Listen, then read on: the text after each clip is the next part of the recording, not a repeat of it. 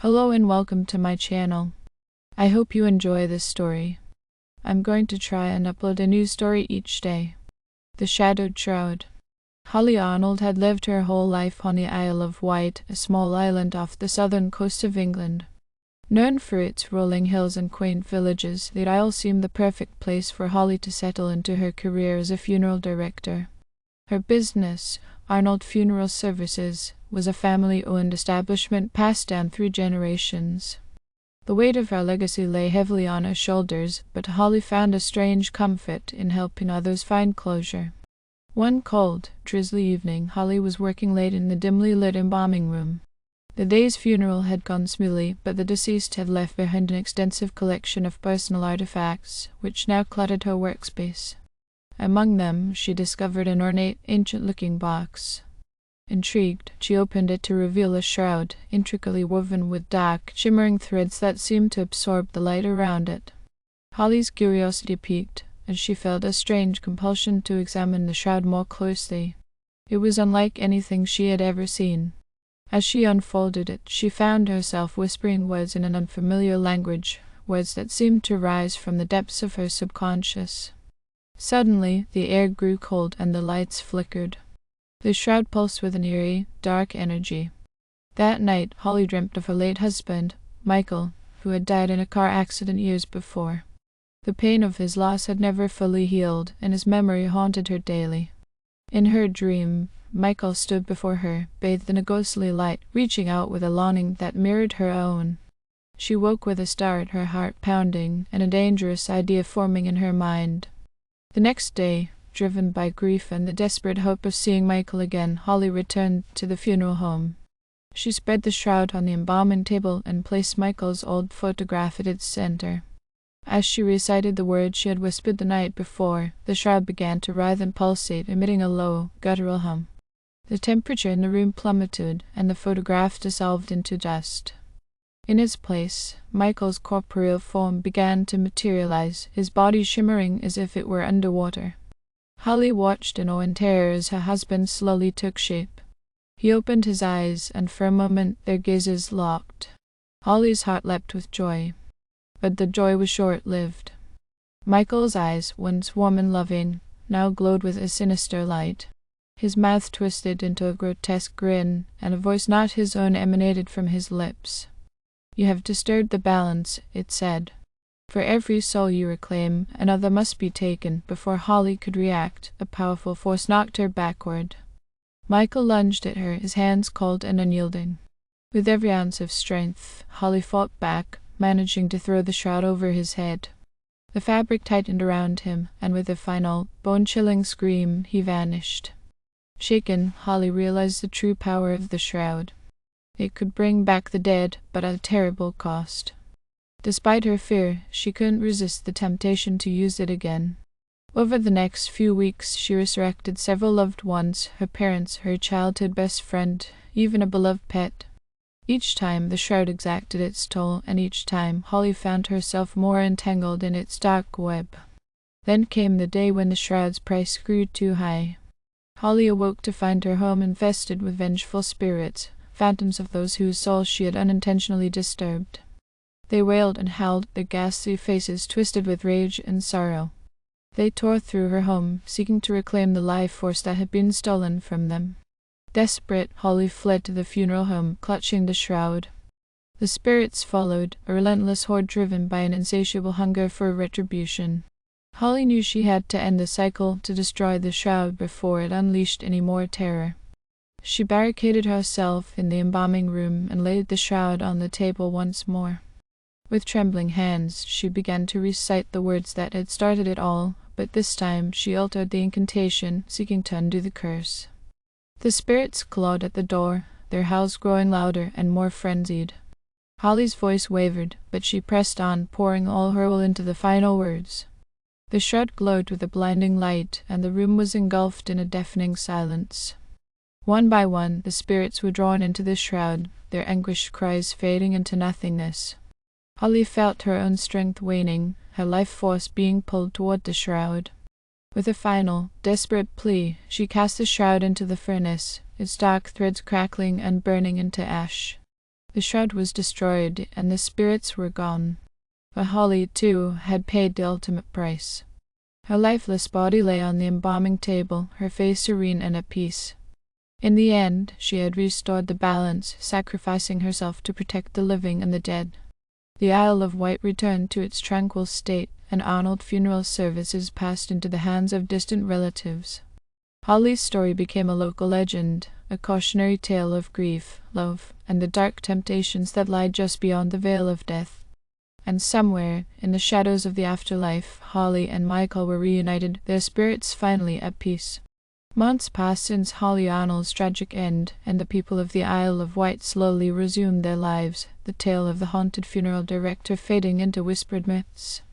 Arnold Funeral Services remained closed, its doors boarded up, the building shrouded in an aura of neglect and abandonment. However, some nights, faint lights flickered in the windows, and strange noises echoed from within. The locals avoided the place, attributing the disturbances to the restless spirits of those Holly had unwittingly disturbed. Children dared each other to peek through the windows, only to run away screaming at the first creak or shadow. One stormy evening, a stranger arrived on the island. Jonathan Blake was a historian and occult researcher drawn to the tale of Holly Arnold by a cryptic diary he had inherited from his grandmother. The diary detailed an ancient society known as the Order of the Veil, guardians of the shroud Holly had discovered. Jonathan believed the shroud's destruction had unsettled something far more malevolent and vengeful spirits. Armed with the diary and a collection of ancient texts, Jonathan set up camp in a small cottage near the funeral home. He spent days poring over the documents, piecing together the shroud's origins. The shroud, he learned, was one of 3 artifacts created by the Order of the Veil to control the boundary between life and death. The destruction of one artifact had destabilized the balance, threatening to unleash a force beyond human comprehension. Jonathan's research led him to the conclusion that to restore the balance, he needed to locate the remaining 2 artifacts and perform a ritual that would seal the rift. His first step was to gain access to the funeral home and investigate the remnants of the shroud. Under the cover of night, Jonathan made his way to the abandoned building. Breaking in was surprisingly easy. The lock was rusted, and the door creaked open with minimal effort. Inside, the funeral home was a time capsule, untouched since the day Holly had fought her final battle. Dust coated every surface, and a cold, oppressive air filled the rooms. Jonathan navigated his way to the embalming room, where he found the furnace that had consumed the shroud. He examined the ashes, hoping for a clue, but found nothing. Frustrated, he turned to leave, but a sudden chill stopped him in his tracks. The temperature dropped rapidly, and the lights flickered. From the shadows, a figure emerged. Holly's spirit, her face pale and eyes hollow, stood before him.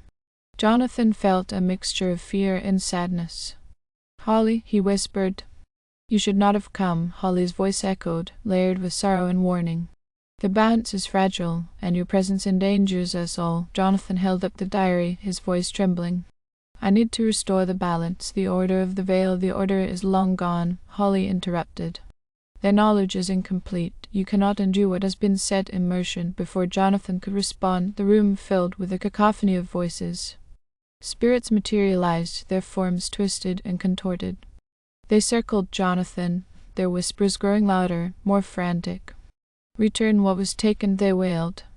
"Restore the shroud." Holly's spirit raised her hand, silencing the other spirits. She looked at Jonathan with a mixture of pity and resolve. "The shroud's power was never meant for the living. You must find the remaining artifacts, but you cannot do it alone." With a wave of her hand, Holly summoned a vision. 2 artifacts, a ring and a pendant, appeared in Jonathan's mind. "The ring lies in the ruins of Carisbrooke Castle," Holly explained. "The pendant is hidden in the cliffs of Freshwater Bay. Retrieve them, and you might have a chance." Jonathan nodded, determination hardening his resolve. "I'll do it. I'll restore the balance." Holly's spirit began to fade, but her final words lingered. "Beware the darkness that follows you. Not all spirits seek balance. Some crave chaos." The next morning, Jonathan set out for Carisbrooke Castle. The castle ruins were a popular tourist destination, but Jonathan was interested in areas closed to the public. Using the diary as a guide, he navigated the ancient corridors, searching for any sign of the hidden ring. After hours of fruitless searching, Jonathan stumbled upon a concealed door behind a decaying tapestry. The door led to a hidden chamber, untouched for centuries. In the center of the room, atop a pedestal, lay a simple yet ornate ring. As Jonathan approached, he felt a pulse of energy emanating from the artifact. He hesitated for a moment, then reached out and grasped the ring. Instantly, the chamber darkened. Shadows writhed along the walls, and a low growl echoed through the room. Jonathan pocketed the ring and fled, the shadows pursuing him until he burst into the daylight, where they recoiled and vanished. His next destination was Freshwater Bay. The cliffs were treacherous, and the path to the hidden cave where the pendant was concealed was known to few. Jonathan navigated the rocky terrain with caution, aware of the spirits that had begun to follow him since retrieving the ring. Inside the cave, Jonathan found the pendant embedded in a stone altar. As he pried it loose, a violent tremor shook the cave, and the spirits that had followed him took form, blocking his escape. Jonathan clutched both artifacts, reciting an incantation he had found in a diary. The artifacts glowed, and the spirits were momentarily pushed back. Jonathan made his escape, but the spirits pursued him relentlessly, driven by an ancient hunger. He returned to the funeral home where Holy Spirit awaited. She guided him through the final steps of the ritual, warning him that this was his last chance. With the ring on his finger and the pendant around his neck, Jonathan stood in the center of the embalming room and began the incantation. The room filled with an ethereal light, and the spirits howled in fury.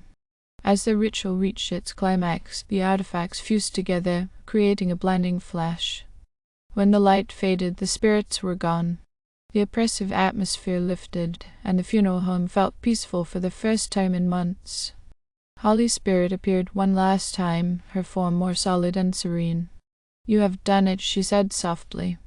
"The balance is restored, thank you." Jonathan felt a wave of relief wash over him. "What will happen to you now?" Holly smiled.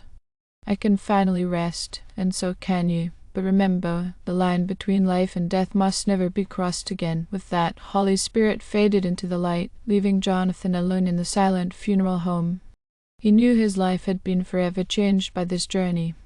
He packed his things and left the Isle of Wight, vowing to protect the secrets he had uncovered. The tale of Holly Arnold and the Shadowed Shroud became a legend, a reminder of the thin veil that separates the living from the dead, and the dangers that lie in tampering with the natural order. And though the funeral home remained closed, it stood as a silent guardian, a monument to the sacrifice that had restored balance to the world.